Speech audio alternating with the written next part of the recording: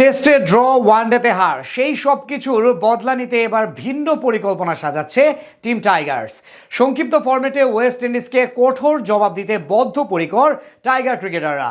প্রথম ম্যাচ জয়ের পর নিজ দেশকে হারাতে টাইগার একাদশে চমক দিতে পারেন কোচ ফিল সিমন্স।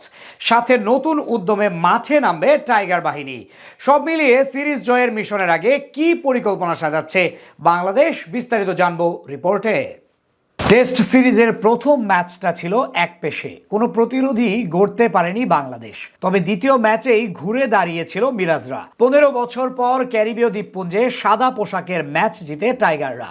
যদিও সেই স্মৃতি নিমিষেই ফিকে হয়ে যায় ওয়ানডে সিরিজ হেরে, কিন্তু এবার টি-20 ফরম্যাটে ফিরেই ছন্দে ফিরেছে লাল সবুজের প্রতিনিধিরা। বিজয় মাসে জয় দিয়ে মিশন শুরু করে লিটন দাসের দল। তারই ধারাবাহিকতায় পুরো সফরের বদলা নিতে এবার পরের ম্যাচে মাঠে নামছে টিম টাইগার্স, যার জন্য বিশেষ পরিকল্পনা তৈরি করেছেন কোচ ফিল সিমন্স। টি-20তে আহামরি দল না হলেও কিংস্টন স্টেডিয়ামে ব্যাটে বলে দাপট দেখিয়েছিল বাংলাদেশ। তাই সিরিজ জয়ের জন্য দ্বিতীয় ম্যাচটাই হবে সবচেয়ে বড় সুযোগ, যেখানে পরিষ্কারভাবে ফেভারিটের তকমাটা থাকবে টাইগারদের নামের পাশে। সেক্ষেত্রে অবশ্য একাদশে আসতে পারে রদবদল, কারণ গত ম্যাচে একাধিক জায়গায় সমস্যা ছিল সফরকারীদের। ওপেনিংয়ে যথারীতি থাকবেন সৌম্য সরকার। গত ম্যাচে ব্যক্তিগত সর্বোচ্চ রানের মালিক হওয়ার পাশাপাশি জয়ের পেছনে বড় অবদান ছিল তার।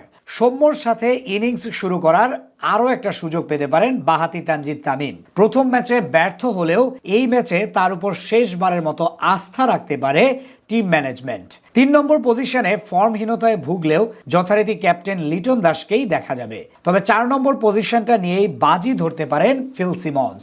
আগের ম্যাচে আফিফকে সুযোগ দিলেও তিনি তেমন ভাবে কাজে লাগাতে পারেননি। এদিকে একাদশের বাইরে থাকা মেহেদী হাসান মিরাজও ফর্মে আছেন। সেই বিবেচনায় মিরাজকে খেলানোর সম্ভাবনাটাই বেশি। এক্ষেত্রে পরিকল্পনা হলো কিংস্টন স্টেডিয়ামে বরাবরের মতো দেখা যায় স্পিনাররা একটু বাড়তি সুবিধা পেয়ে থাকেন।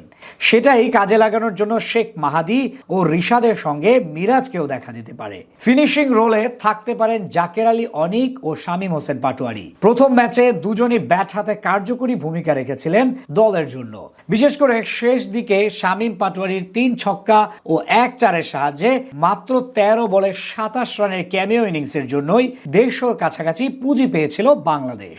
স্পিনার হিসেবে আরো একবার বড় ভূমিকা রাখতে হবে শেখ মাহাদি হাসানকে। তার সাথে যথারীতি রিশাদকেও দেখা যাবে।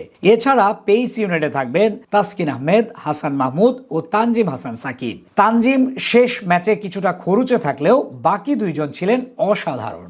টি-20তে আহামরি দল না হলেও কিংস্টন স্টেডিয়ামে ব্যাটে বলে দাপট দেখিয়েছিল বাংলাদেশ। তাই সিরিজ জয়ের জন্য দ্বিতীয় ম্যাচটাই হবে সবচেয়ে বড় সুযোগ,